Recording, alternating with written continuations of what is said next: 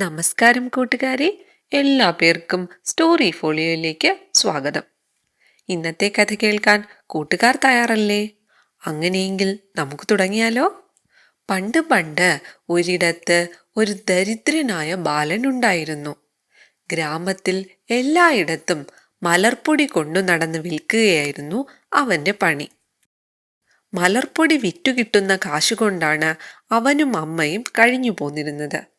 അങ്ങനെയിരിക്കെ ഒരു ദിവസം അവൻ മലർക്കുടവും തലയിൽ വച്ച് ഇങ്ങനെ നടന്നു വരികയായിരുന്നു. അങ്ങനെ നടന്നു വരുന്നതിനിടയിൽ അവൻ ഒരു കോഴിക്കച്ചവടക്കാരനെ കണ്ടു.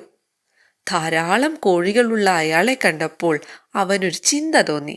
ഈ മലർപ്പൊടി വിറ്റ് നടക്കുന്നതിനേക്കാൾ ലാഭമുള്ള കച്ചവടമാണ് കോഴിക്കച്ചവടം. ഇന്നെന്തായാലും ഈ മലർപ്പൊടി വിറ്റ് കിട്ടുന്ന കാശുകൊണ്ട് ഒരു കോഴിയെ വാങ്ങണം.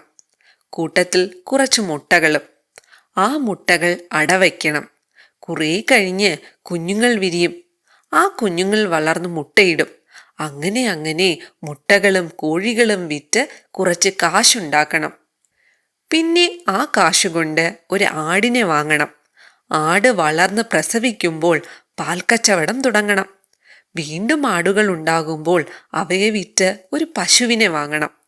പശു വളർന്ന് പ്രസവിക്കുമ്പോൾ പാൽ കച്ചവടം നടത്തി കൂടുതൽ പശുക്കളെ വളർത്തണം. അവയെ വിറ്റ് കാശുണ്ടാക്കി ഒരു വീടുണ്ടാക്കണം.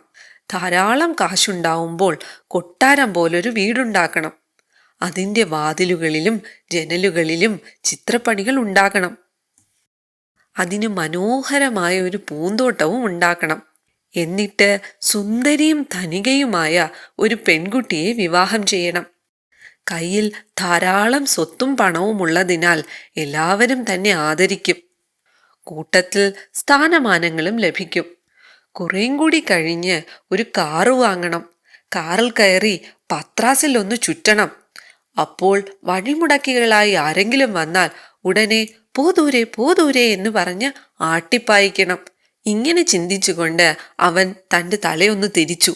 തലയിലിരുന്ന മലർക്കുടം ടപേന്ന് താഴെ വീണു പൊട്ടിച്ചിതറി.